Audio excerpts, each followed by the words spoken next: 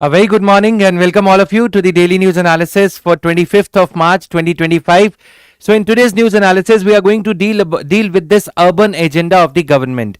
Why the decentralized planning is not allowed in the urban areas of India.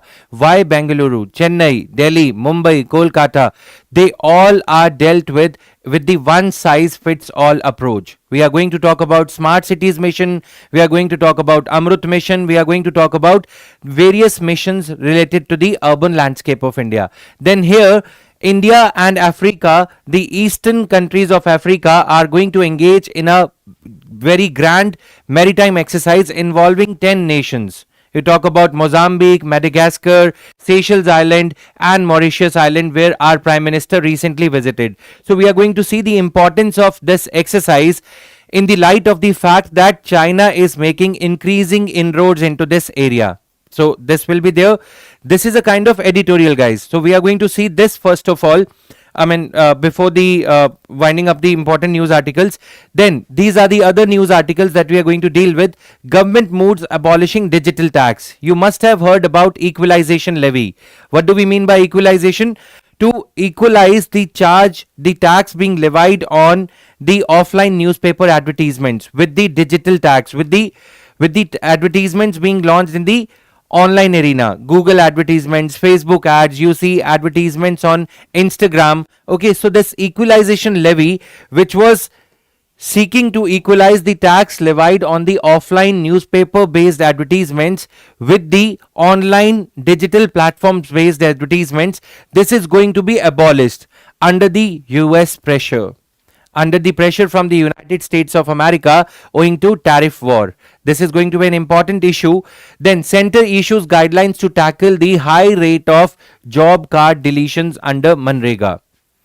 Job cards, 10 crore job cards have been deleted. This is how you kill an otherwise wonderful scheme. By delaying wages, by deleting wage cards, and by delayed wiring of the money, in the sense that the remittance, the money that is supposed to be credited within 15 days of the work being completed, MGNREGA workers are not getting the wages on time. 3 or 4 reasons as to how an otherwise beautiful act for the employment of the people in the rural areas is being killed, is being given a slow death. Then third, our honorable vice president and the chairperson of Rajya Sabha, who is a strong, very strong votary of parliamentary supremacy. He is now holding a meeting with the opposition leader, with the cabinet ministers, to discuss Judicial Accountability Act, National Judicial Accountability Commission, which was in a way created by the NJAC Act of 2014 of the Parliament. That was struck down. So we are going to talk briefly about it, as we had discussed about it yesterday at length. Then Indian Navy announces Made in Indian Africa exercise. Then center concerned over hospitals not sharing organ transplant data. 10 years backwards, we used to see a lot of scams around liver transplant. Kidneys have been stolen from the poor people and they have been transplanted to the rich people. 40 lakh rupees, 50 lakh rupees. So Indian Council of Medical Research was involved in that. Now organ transplantation data is not being shared by the private sector hospitals with the government. So this is what is concerning as a matter. Then the need for a localized urban agenda. So let's get started. First of all, the equalization levy. On June 1, 2016, a tax was imposed if somebody launched an advertisement on the Facebook or Google. If some online player, let's say if PW is launching an advertisement, okay, so on Facebook or on Google, so PW will have to pay for 100 rupees of advertisements, 6% equalization levy will be there. 106 rupees will be paid. So what happens is this 6 rupees is going to be credited to the government of India. Because in the offline newspapers like the Hindu, the Indian Express, Times of India, if you are giving any advertisement, you have to pay 5% tax. To equalize the burden of tax on the offline newspaper based advertisements with the online, So that online media, Google, etc., which are not having any specific, which are not having any good presence in India, okay, they should not be gaining an advantage over the offline print media based advertisements. If offline newspaper based advertisements are being subjected to tax, why not subject the online advertisements to tax? Agreed? Facebook, this is colloquially called as Google tax. Facebook, Instagram, or if you are having any server or email or any domain, any server or on the AWS software, the data of the company, any company, is being stored in the digital platform, in the digital repository of Google, etc. Then also 6% equalization levy would have to be paid. But now, under the United States of America's pressure, under the tariff war pressure, India is now abolishing this. See the pressure of America on the countries like India. Okay, we say that we are going to partner with China. You would say that, sir, you were lying yesterday that we are trying to negotiate with China to extract something better out of the United States of America. Agreed? But what is happening here is we are succumbing to the pressure. Already another tax was there, 2% tax on the e-commerce platform. For example, here I have included a picture also. This is a guy, Mr. Yash, a resident in India, entering into transactions with Amazon. He is purchasing, let's say, Logitech mouse or books from Amazon. Now, he will have to pay, earlier he was required to pay 2% tax on the purchases made from the e-commerce platform, so as not to give them the undue advantage. Amazon gets an undue advantage because they don't have to pay the rent of the shop. They are competing with the brick and mortar stores of India. Physical presence of the stores is there. They have to incur, physically present stores have to incur a lot of cost.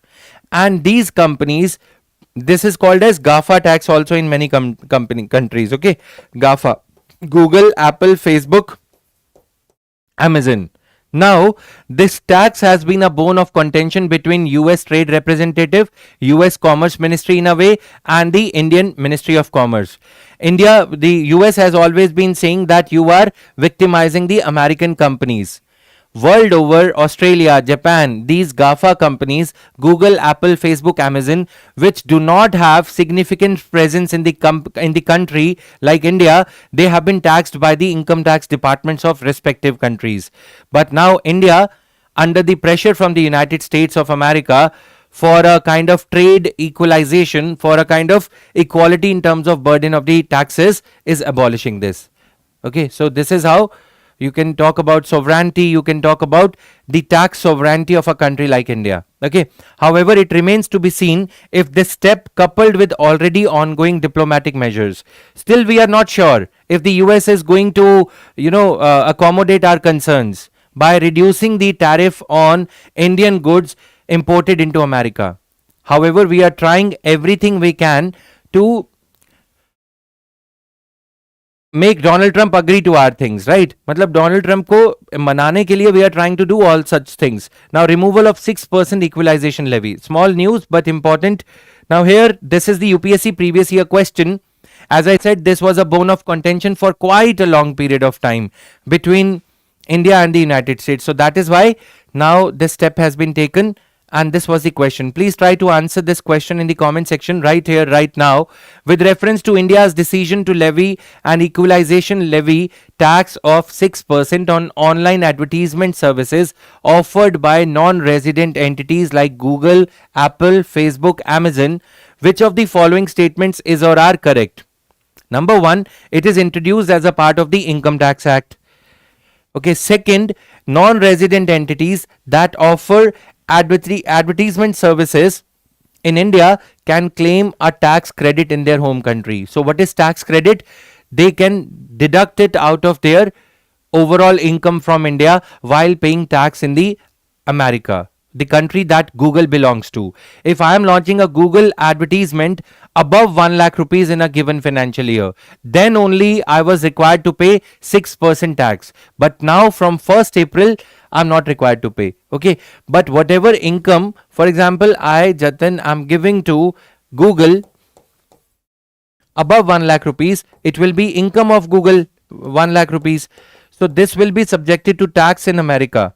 Okay, but the 6% tax that is paid by Google on this, it will be deducted. So Google will be paying tax in America only on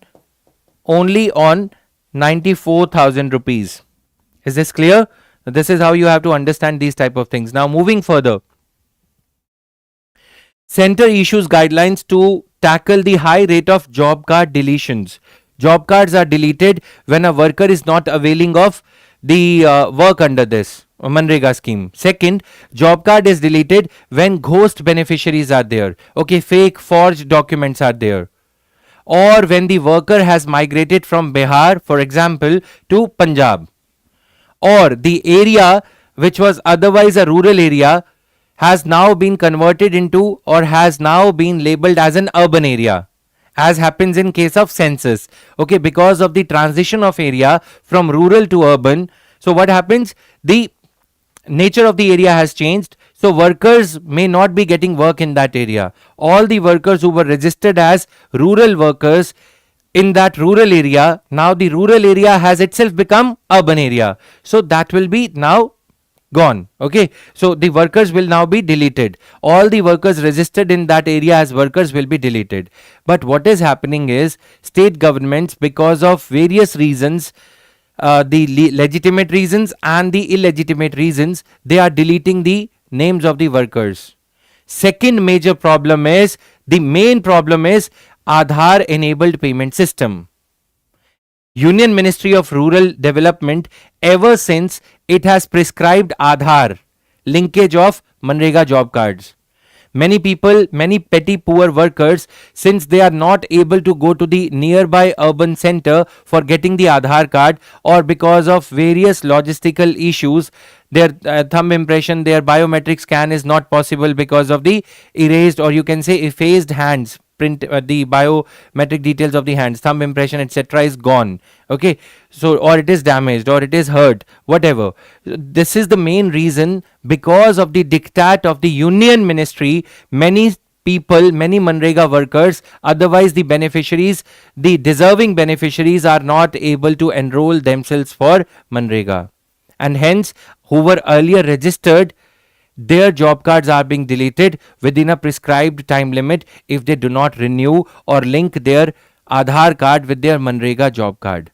But now Union Ministry of Rural Development is passing on the buck to the state governments by publishing this data on PIB and issuing the new set of guidelines. So what are the new set of guidelines here? The key points regarding MGNREGA worker deletions. Significant 10.43 crore worker names have been deleted from MGNREGA in past 4 years. Okay, major reason is Aadhaar enabled payment system. The high rate of deletions coincides with the government's push for Aadhaar based payment system.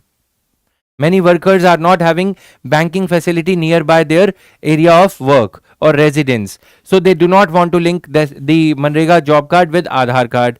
That is why their Aadhaar cards are being deleted automatically after, let's say, 3 months of non-linkage or 3 months of inactivity. So new guidelines, the central government, Union Ministry of Urban Development, has issued a set of new guidelines now, saying that these are 10-page guidelines, saying that deletion must only occur after due verification in Gram Sabha for approving work list. Okay, second, social audit by Gram Sabha. Social audit means that if the Gram Sabha finds that yes, some of the works have been deleted. Why? Some of the workers' names have been deleted because they were ghost beneficiaries, because they were undeserving beneficiaries. Okay, or forged documents were given by them. They had not completed the age of 18 years. Likewise. Now, special Gram Sabha called for this purpose. After due diligence, after verification only, after giving the opportunity to be heard to the petty MGNREGA worker only, his name should be deleted. Okay, this is the new guideline that has been issued by Union Ministry of Rural Development, so as to avoid the instances of unrequired deletion of the MGNREGA job cards. So, ये क्या हो रहा है? पहले तो first of all they twist the guidelines, they prescribe Aadhaar etc. because workers will get weaned away, discourage हो जाएंगे workers. After that they issue a guideline, set of guidelines making it appear as if Union Ministry of Rural Development wants every worker to get the work, but this is a mistake on the part of the state governments. Politics around, right? Now, permissible reasons. Now, in the new guidelines, what are the permissible reasons? Permanent migration to urban area. Now, here, let us think very simply. Don't you think that there should be portability of the Manrega work? Okay, portability from rural to urban migration, isn't it? For that, we require Manyuga, Mahatma Gandhi National Urban Employment Guarantee Act or scheme. Why? Because there is rampant unemployment in the urban areas also, and we can link it with the Swachh Bharat Mission urban also. Now, the Gram Panchayat becoming an urban settlement. Now, the reason is, if the Gram Panchayat where the workers were working, that Gram Panchayat becomes an urban area, is converted into an urban area or notified area committee by the state government. But hang on, does it mean that workers have become from rural to urban? Does it mean that पैसा बरसने लग गया उनकी जेब में? You getting my point? Does it mean that there will be a windfall gain for the workers? Does the labeling of an area from rural to urban, does it bring about any change in the monetary status, economic status of the workers? No. So why would you delete? The new guidelines are also equally contentious, objectionable.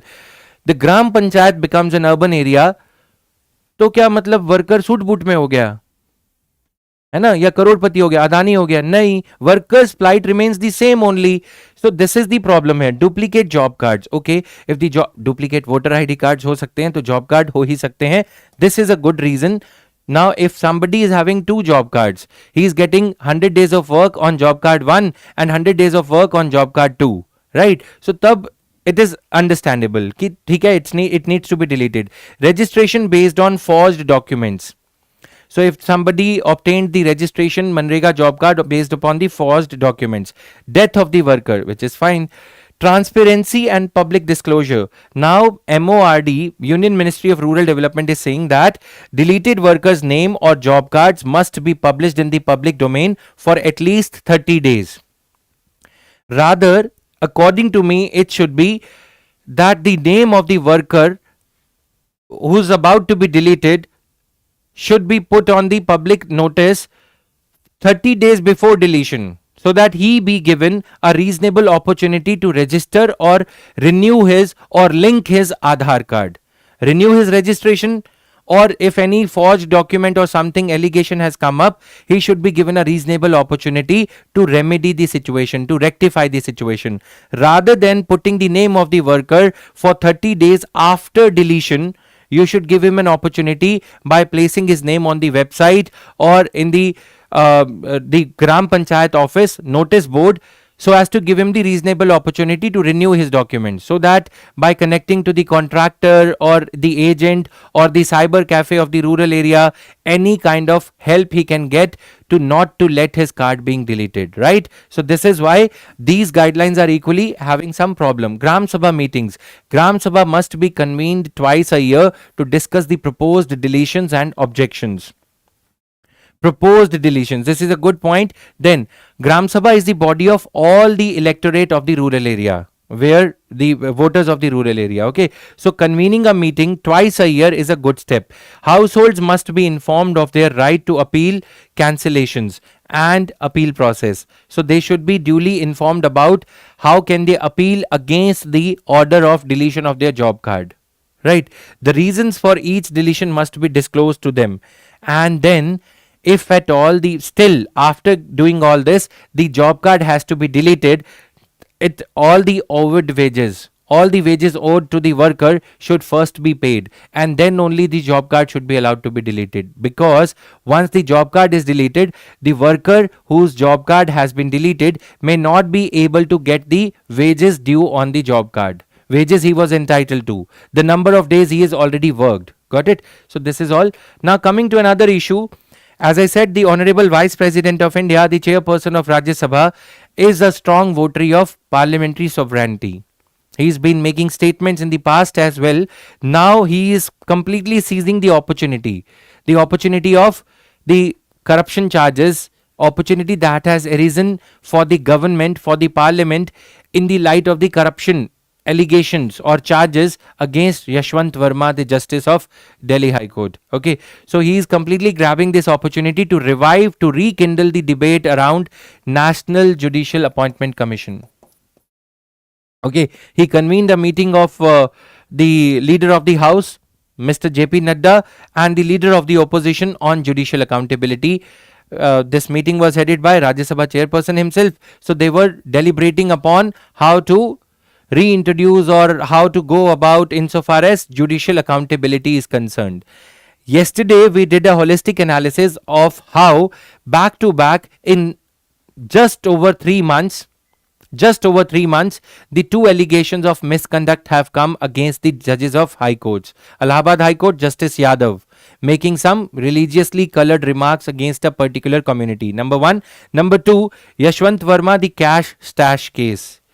15 crore, 15 crore rupees have been found at the residence. Okay, so these two back-to-back events is empowering the parliament or is empowering the executive, the government, to rekindle the debate around judicial accountability. And yesterday we also talked about Judicial Inquiry Act 1968. We talked about the two methods of inquiring against the judges. Okay, how an in-house inquiry could be initiated. Two ways of holding the judges to account. First is your in-house inquiry. Okay, so when the judiciary itself conducts an in-house inquiry, like in this case, Delhi High Court Chief Justice is conducting the inquiry against the judge of the Delhi High Court. Then, two ways of holding the judges, two ways of judicial accountability. Okay, then the other way is the parliament constitutes a 3-member committee after the impeachment motion is accepted. Remember guys, in the past also 2019, 2018, Justice Ranjan Gogoi, sexual harassment case, in-house inquiry led by himself, Justice Ranjan Gogoi absolves himself of all the criminal imputations, criminal charges when there were allegations against the Justice Ranjan Gogoi himself. Okay, so Justice Ranjan Gogoi, Justice Deepak Verma, they were CJIs. Against the CJIs themselves, the serious charges of corruption or misconduct have Deepak Mishra here.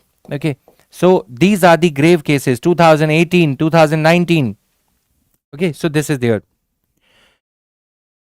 Yes, Nisha, you can join the Telegram channel and can connect with me over there. I'll be able to help you with your language and other things. So got it?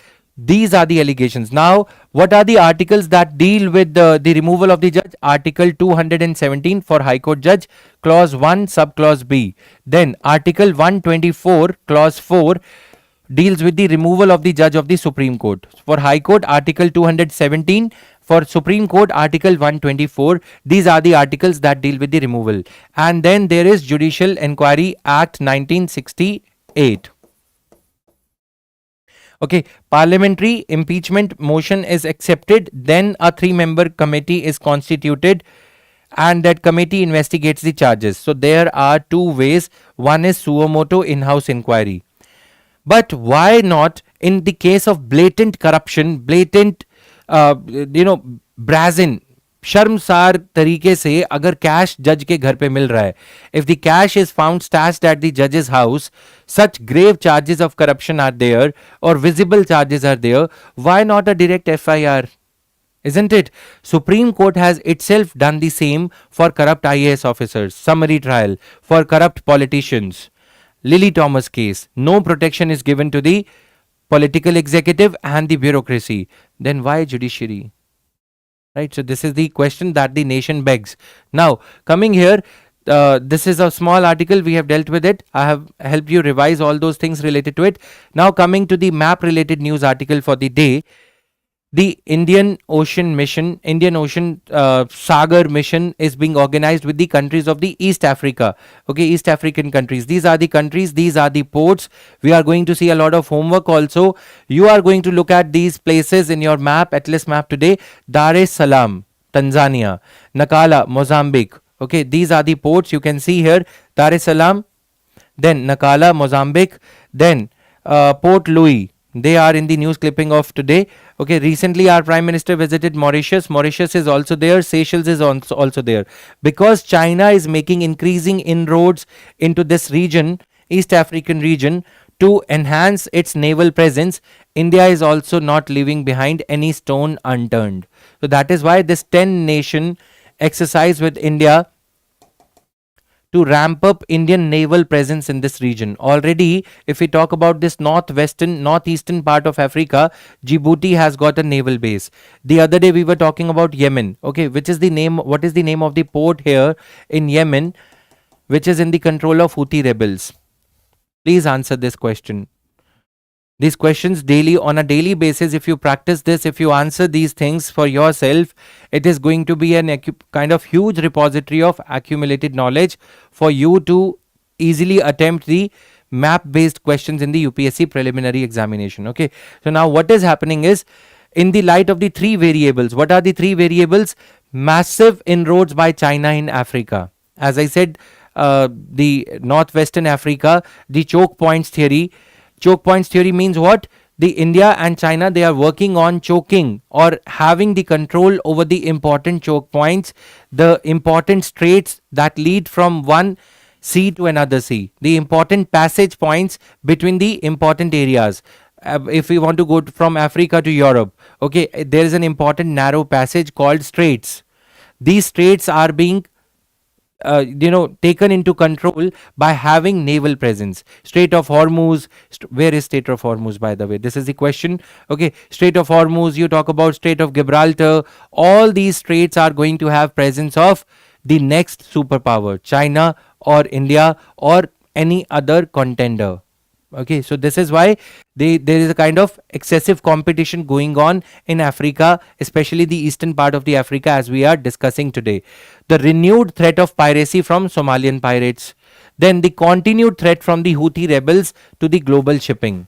As we discussed about this thing yesterday, day before, 3-4 days back, that Houthi rebels are in a way destroying or disrupting the smooth flow of the cargo ships from this region, Red Sea region, towards Suez Canal.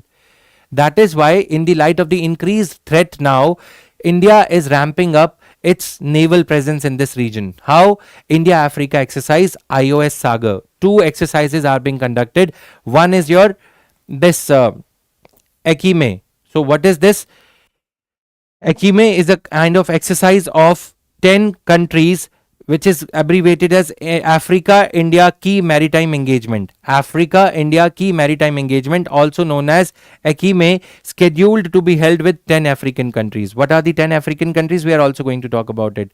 Okay, then another cooperation initiative with Africa is Indian Ocean Ship Sagar, under which IOS Sunayna will be deployed. What is IOS Sunayna? We are going to talk about that also. Okay, so INS Sunayna is set to be deployed to the southwest Indian Ocean region from April 5 to May 8. This is how we are ramping up or asserting our naval presence in this part of the world, especially the Africa. This is going to be a direct, you can say, competition with the Belt and Road Initiative, or to send signals to China that even though we are talking about trade, economics, etc., Donald Trump, but we are not going to back out or back down on this thing. Okay, we are not going to back down in the freedom of navigation point of contention between India and China. Okay, now INS Sunayna is being deployed to the southwest Indian Ocean region. With the southwest means this is African coast, right? So this is the southwest Indian Ocean region. Southwest. So here is India, southwest region. Okay, Seychelles Island, Comoros, then we talked about Mozambique, etc. So Comoros, Kenya, Madagascar, Maldives, Mauritius, Mozambique, Seychelles, Sri Lanka, South Africa.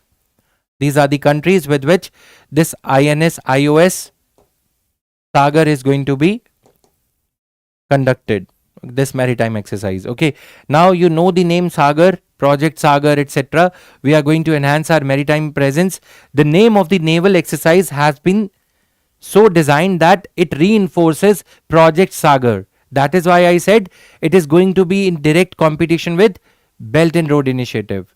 So when China had launched Belt and Road Initiative, we came up with our own acronym Sagar. Okay, security of maritime domain, etc., etc. So this is there. Now, the ship is planned to be deployed for over a month and would be undertaking port calls at, it would be visiting the ports of Dar es Salaam, Nakala, Port Louis, Port Victoria, and Mail. Port Victoria is in Seychelles Island. So you have to just check out these places for your own self. Now, joint surveillance of exclusive economic zones of Tanzania, Mozambique, Mauritius, Seychelles. Now, you tell me what is the important port in Tanzania. Okay, not this one. Just check out the 3 important naval ports of Tanzania. Then Mozambique, Nakala port, as I have mentioned here. Okay, small questions I'm asking side by side. Then this is the map. You can correlate here also, but all the places, all the ports are not visible in one map. I checked it on the internet also, so that I can, for your convenience, I could incorporate, but there is not one single map where all these ports could be incorporated. So you have to do your homework for your own thing. Now, talking about INS Sunayna. So it is not necessary, guys, that whenever some news clipping comes, you only read about the exercise and the factual information given in the news article. We have to go 1 step or 2 steps extra sometimes. Here INS Sunayna has been named. So what class of naval ship it is, and it was built by which agency of India, what is its speed, etc. We have to capture those details also. It is a Saryu class offshore patrolling vessel, which was commissioned at Kochi. Okay, this is not important, Kochi part. It is based under the Southern Naval Command, not important for our purpose, built at Goa shipyard. This is important. Now you answer, Goa Shipyard Limited, is it a private company, or is it a government company, or is it a joint venture company? It comes under which ministry? Small question, India Yearbook type of a question. Features: the warship is designed to undertake fleet support operations. Okay, fleet means if a fleet of ships is going, so this warship is going to help them in the form of escorting them, in the form of refueling them, or repair, maintenance and overhaul mid-ocean. Okay, if on the journey itself, if on the voyage itself, the ship faces, the cargo fleet faces some problem, this is going to come to their rescue in terms of supporting them against the piracy, the attack by Somalian pirates or any other. Then offshore patrolling, ocean surveillance and monitoring of the important sea lines of communication, and offshore assets and escort duties. It can achieve the speeds of 25 knots. The ship also has an automatic power management system. Other Saryu class includes INS Sumitra and INS Sumedha. So Saryu class, what is it? Please answer in the comment section. Why do we label this class as Saryu class? What is so special about it? I have incorporated many details. Nonetheless, some of the details are to be there from your side also. Okay, so this is there. Now, center concerned over hospitals not sharing organ transplant data. In the past, many kidney transplant scams have happened. A petty poor rickshaw wala or petty poor person will go to the kidney hospital complaining about the pain in the kidney area, maybe because of the stone, and doctor will operate upon him and take out one of his kidneys. After 10 years, that rickshaw puller gets to know that one of his kidneys is missing. Okay, and his kidney would have been sold to some rich person for 40 lakh rupees or 70 lakh rupees, depending upon the shraddha or the paying capacity of the rich person. To prevent such kind of things, such kind of scams in the medical fraternity, medical arena, the government of India had come up with the National Organ Tissue and Transplantation Organization, and this organization is created under an act. We are going to talk about that act also. Okay, the union government, now what is happening is, under this act, under this statutory organization, all the transplanting hospitals, private and public included, they have to register themselves, number one. Then they have to periodically update the data of the number of operations, transplantations that they have done in a given span of 1 month. But these private sector hospitals are now not updating the data. Simply with reasons like health is a state subject, and state governments do not have any organization like National Organ and Tissue Transplant Organization.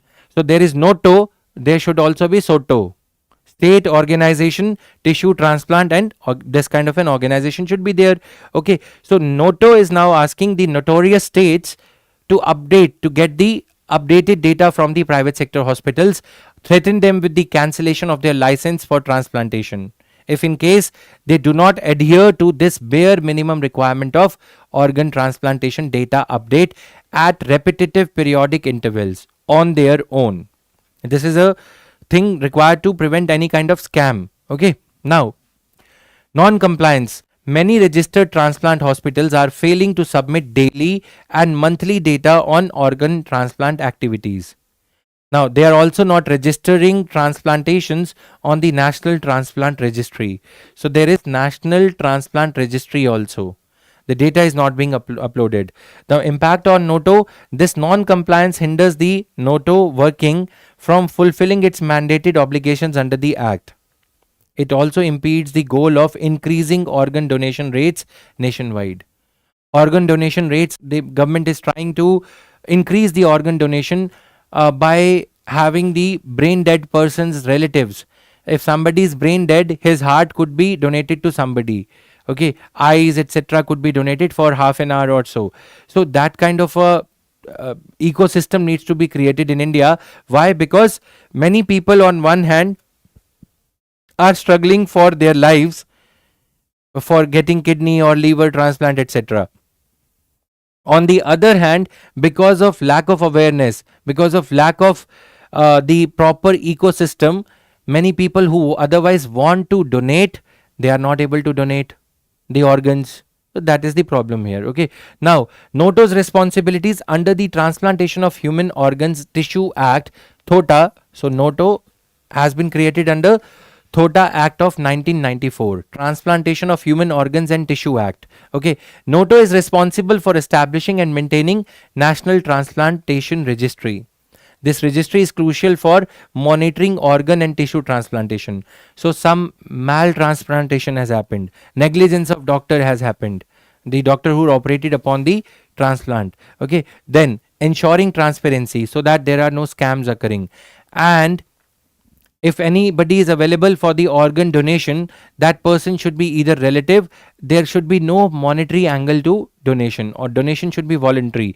These kind of steps have been taken to prevent the private sector hospitals luring gullible people, poor people into donating their kidney for 4 lakh rupees. Okay, because person can do with one kidney also. So these kind of scams are also happening. Now, facilitating equitable organ allocation. Equitable means even a poor who is in a queue for kidney receiving, he should also be given equal chance if in case even if he is not able to pay, provided there is a donor, right? Supporting policy making to enhance organ and tissue donation. So these things are there. Now, National Organ and Tissue Transplantation Organization is there. You can read about its functions. This is something that we cover at a later stage for our examination purpose. Then coming about this thing, Center's directive. Center has instructed instructed the health secretaries of the states to direct hospitals and transplant centers to provide comprehensive data. Okay, so this is the recurring thing. Tightened regulations have been brought about.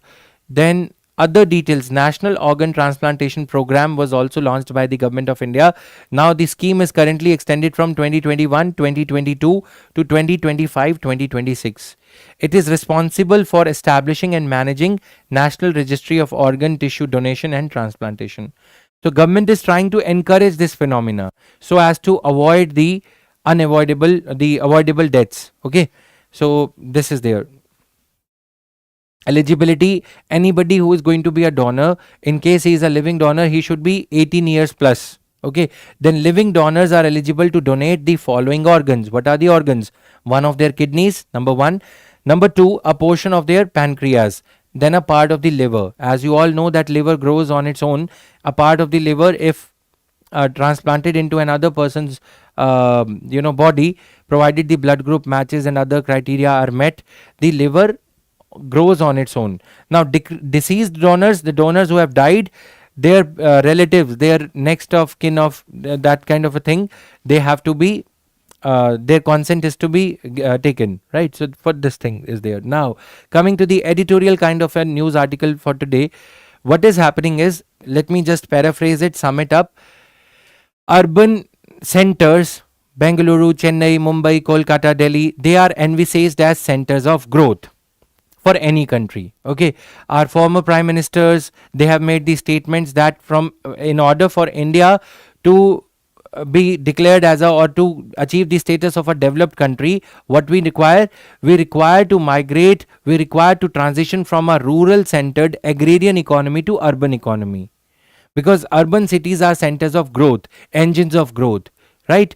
But can all the cities be labeled as one size fits all kind of an approach can be applied to them?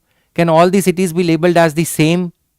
You talk about smart cities mission, Amrut mission, okay, an umbrella kind of a system, one size fits all kind of an approach has been adopted by the union government. The writer here says that rather than adopting the same approach for Bengaluru, which is emerging as, or which has emerged as the center of startups, and Hyderabad, which is a center for cyber technologies, and Mumbai, which is the commercial capital of India, and Delhi, which is the national capital territory, because of which it is a good center for business activity, and Chandigarh, right? So can we adopt the same approach, smart cities approach or urban rejuvenation approach for all these cities? No.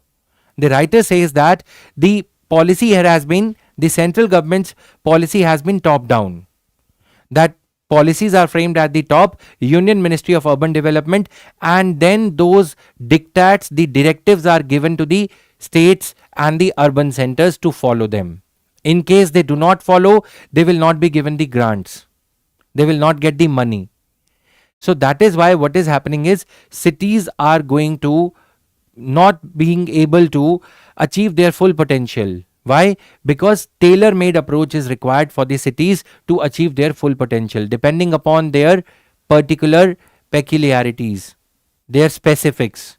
Okay, Bengaluru might need a different approach. Chandigarh may need a different approach. Okay, Mumbai needs a different approach. Pune needs a different approach from Mumbai within the same state. But this is not reflected in the way the central government has been conceptualizing the urban programs, because they are very watertight. They are having strict regulations in order for urban area to get the grant from the union government. Now, focusing here, India is about to experience a massive shift towards city living, projected to have the world's largest urban population soon. Writer says, however, the plans that will determine how these cities develop are being made without enough input from the people. The very stakeholders, the people living there, they are not consulted at all. Private sector groups are consulted, GMR, Larsen and Toubro, the infrastructure companies are consulted, but groups are not consulted. I mean, the citizen groups are not consulted. Okay, that is the problem. Now, India's urban growth significantly accelerated after 1990s. Fine, because of liberalization. The central government has been a key driver of the urban development. Okay, through Jawaharlal Nehru National Urban Renewal Mission of 2008. UPA government had brought it about. Then central government's influence, despite urban development being a state subject. Now you have to answer the entry. In which entry is the urban development mentioned in Article 246, 7th schedule of the Constitution? Okay, so you have to answer these questions, then only you will find the editorial live, and then you guys cry hawks about DNA is not coming live, etc, etc. If you do not do your part, I'm not going to do my part. धमकी समझना है, धमकी समझ लो, जो समझना है, right? Because it cannot be a one way. आधे लोग तुम में से सो रहे होंगे अभी. So this is not the right way. Now, national housing schemes. You talk about various schemes that have been brought about so far. Indira Awas Yojana, Rajiv Awas Yojana, Pradhan Mantri Awas Yojana. Okay, they all have been conceptualized at the top, the central government. Not even the state government, which is still closer to the urban center. Indira Awas Yojana, as if Indira is going to live there. Pradhan Mantri, as if Pradhan Mantri is going to live there. No, they have to be conceptualized around the citizens, around the people, and around the specific needs of the city, right? So, Welfare schemes for essential utilities, basic services for urban poor, Atal Mission for rejuvenation and urban transformation, Amrut Mission, Swachh Bharat Mission. So these programs are conceptualized at the top without giving due cognizance to, without giving due weightage to the requirements of the area. So central government's influence. Now writer also answers as to why the central government wants to have an influence over the urban centers.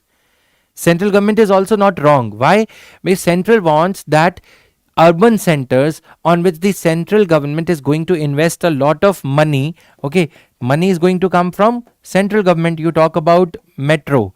Union Ministry of Urban Development gives a lot of money for the cities to be developed. Now central government wants that the vision of the central government for the nation as a whole should be achieved through these cities in the manner that they want.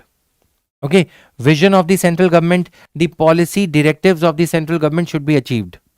Politics aside, okay, if the money is given to the state governments or the urban local bodies directly, many of them do not have the capacity for planning.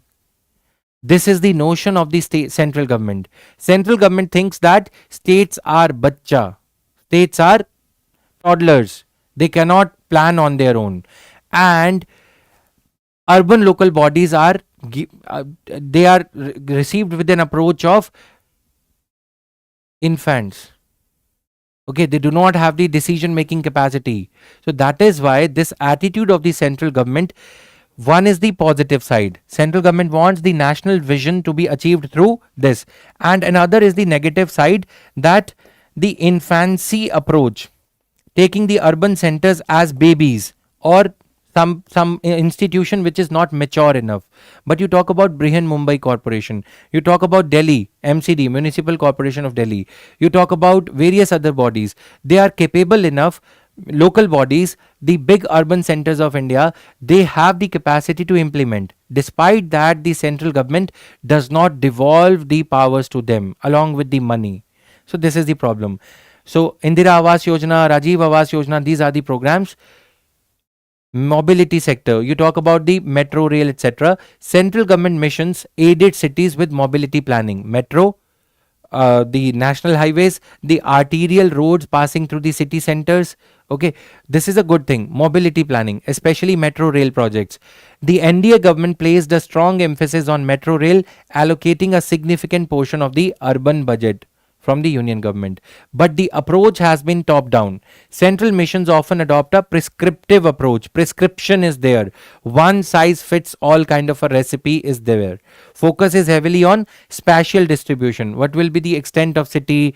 What will be the geographical limit, etc. Financial modalities are also prescribed. These are not guidelines, prescriptions, directives by the urban government to urban local bodies. Administrative procedures, budgetary approval, how would the budget be spent, etc., etc. This, the problem that occurs with this kind of a watertight compartmentalized approach is this limits the flexibility of the states and cities to tailor these solutions according to their ground realities. Right, now moving further, why the central government promotes a top down financial approach. Cities as engines of growth, they are going to generate GDP growth, faster pace of economic development. Central government views cities as crucial drivers of economic growth. This perspective, this notion of the central government justifies the central intervention to ensure that cities contribute effectively. So what the union government's predominant thought is, since they are crucial, since the cities are crucial drivers of the economic development, they should develop in a particular way. But this preconceived notion is what is at fault. Why? Central government, this leads to control of the central government on the urban centers, and hence the central government from the top level is centralizing the way the cities are going to be developed in a manner that one size fits all, which is not right for the urban centers like Bengaluru, Chennai, Mumbai, Kolkata, and other emerging cities. This is what leads to the city's potential plateauing down. After a certain stage, the city stops giving that kind of an output that is expected of it. Output plateaus like this, even though the expected output is like this. So this is the problem. Successive central governments have aimed to maintain influence over the key urban centers. This allows for strategic control and alignment with the national economic goals. You talk about the erstwhile Planning Commission. Same kind of a methodology, mentality was there. Now Niti Aayog, same kind of mentality is there. You talk about Congress, JNNURM, Jawaharlal Nehru National Urban Renewal Mission. You talk about BJP government, Amrut Mission. Why to plan for cities? What happens is in London, etc., the cities are able to manage their police force. Cities are able to plan for themselves, but that is not the case in countries like India. Okay, why? Because the approach here is there are two articles of the Constitution. Article 275, where the government can give the statutory share to the state government. Okay, through the Finance Commission grants, Finance Commission statutory devolution, or Article 282, discretionary grant. Okay, so majorly the central government adopts this because there is a grant element, and grant means something out of the discretion of the central government is being given to the state governments for urban areas. And when the grant is given by the union government, there are some conditions imposed on the state government, on the urban local body. These conditions want them to develop in a particular way or spend the money on a particular component of infrastructure. For example, nowadays, e-vehicle charging stations or cycling, pedestrian pathways. Okay. Earlier, the order was to encourage the construction of highways, state highways. Now, reversal is there. And the state governments and urban local bodies, just to get this monetary grant, they are lured into adapting or imposing upon themselves the way of the central government, which may or may not be right for them. Okay, just to avail of the funding. So influence through the budgetary transfers. Even with the funds distributed through centrally sponsored and central sector schemes, the central government shapes the urban development.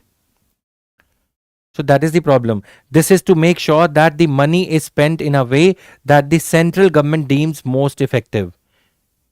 Central government thinks is going to be most effective, so money is spent in that way, even though that may not be most effective considering the specifics of the urban area. So this is the problem here, right?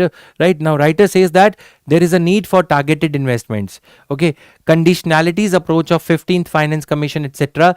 They also impose conditions on the urban centers to grow in a particular way. Example, requirement to enhance property tax. 15th Finance Commission imposed the condition on the urban local bodies, especially the big 5-6 metro cities of India, the million plus cities of India, that they will get certain extra hundreds of crores of rupees if they generate a certain percentage of their revenue by increasing the property tax.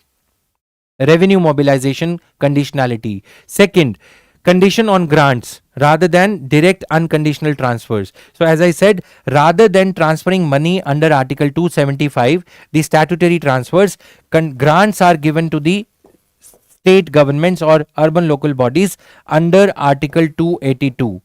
Since these are grants, grants can be given by attaching the conditionalities.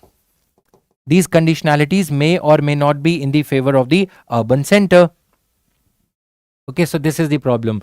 State and local government employment. Recognize urban development as a state subject and give them the autonomy in the financial planning, in the urban spatial planning also. Regional diversity has to be recognized. Central government cannot say that one size fits all. Okay, Mumbai has its own specifics. It can develop in a particular way. Pune might develop in another way. Chandigarh might develop in another way. Amritsar may want to develop in another way, considering it is a strategic town, border town, etc., near to the border with Pakistan. Right. So those specifics have to be taken into account. Telangana would want to develop in a particular way. Coastal specifics will come into the picture. Same is the case with Chennai, etc. But you cannot impose one size fits all through the programs like Smart Cities Mission, etc. So this was all in today's news analysis. I hope you are liking it, the news part and the editorial part. We are going to basically continue with this model only in the coming days also. I haven't shown you the questions actually. There are certain questions. Okay, you can just read this part. Not much of a rocket science here. Alternatives. What are the alternatives? Increase direct transfers to the states and cities. Okay. Develop a larger portion of union budget, 70% to be directly transferred to the states and cities, which they can spend as per their own planning. The remaining 30% can be used for national priorities like climate resilient infrastructure, like sustainable development goals, etc. The national and international obligations of India, priorities of India, right? So this is going to be there. Then city driven prioritization, the pratmikta, the prioritization on whether to develop the sewage first or whether to have more residential complexes. These prioritization matters should be left to cities rather than dictating them from the top. Okay, allow cities to prioritize their own development plans and allocate funds accordingly. Categorize funds into broad areas, mobility, sanitation, housing, etc., and let the cities decide where to invest. Fair enough. Okay, then avoid unutilized funds and poor infrastructure. What will happen is many of these cities, because of the conditionalities that are imposed from the top, from the Union Ministry of Urban Development, they are not able to utilize the funding. Because they say that you have to develop the metro rail, or you have to develop the cycling pathways, or you have to develop the e-charging stations. Cities are not having enough number of e-vehicles. Why would they go for e-charging stations? So the funds, they remain unutilized. This is the problem, right? Now, scientific planning, use knowledge, etc. Now coming to the UPSC PYQs, this is a question of public administration. How has the concept of decentralization influenced urban local governance in the recent years? I incorporated this public administration question because this was more close to the topic of our discussion today. Okay, this was more proximate. But there are other questions which I have taken a screenshot from the PW website. Discuss the various social problems which originated out of the speedy process of urbanization. Social problems, ghettoization, gated communities, urban slums have come up. Okay, unemployment, the urban area based unemployment has come up. With a brief background of the quality of urban life in India, introduce the objectives and strategy of Smart Cities program. So this is of 2016. Okay, so writer is asking you, the UPSC is asking you here, give a background of the quality of urban life in India. Okay, in the light of that background, answer the objectives and strategy of the Smart Cities mission. Third, what are the main socio-economic implications arising out of the development of IT industries? Main socio-economic implications arising out of development of IT industries. Socio-economic. Okay, so technical work, the blue-collared workers, they are losing their jobs because of the IT revolution, etc. Socio-economic implication, joblessness, etc. Okay, then work from home culture is having its own problem in the sense that people are not able to have a work-life balance, etc. How is the growth of tier 2 cities related to the rise of new middle class? Tier 2 cities, Amrut mission cities, rise of the new middle class with an emphasis on the culture of consumption. Okay, so these tier 2 cities, earlier they were not getting enough income, but rise of the middle class is giving them enough income so as to have the local demand, consumption. Okay, earlier they were consuming parleji's. Now because of the handsome income, they are able to get good days. It was just a small example. Okay, now does urbanization lead to more segregation and or marginalization of the poor in the Indian metropolitan cities? Yes. Okay, how does this happen?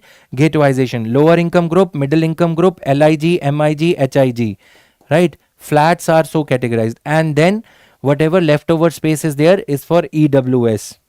Segregation, gated communities, fenced walls. Okay, so iron intermeshing will be there, वो जाली लगा दी जाएगी so that they cannot enter the gated community, leading to chances of increased burglary, etc., theft, etc. So these things are there.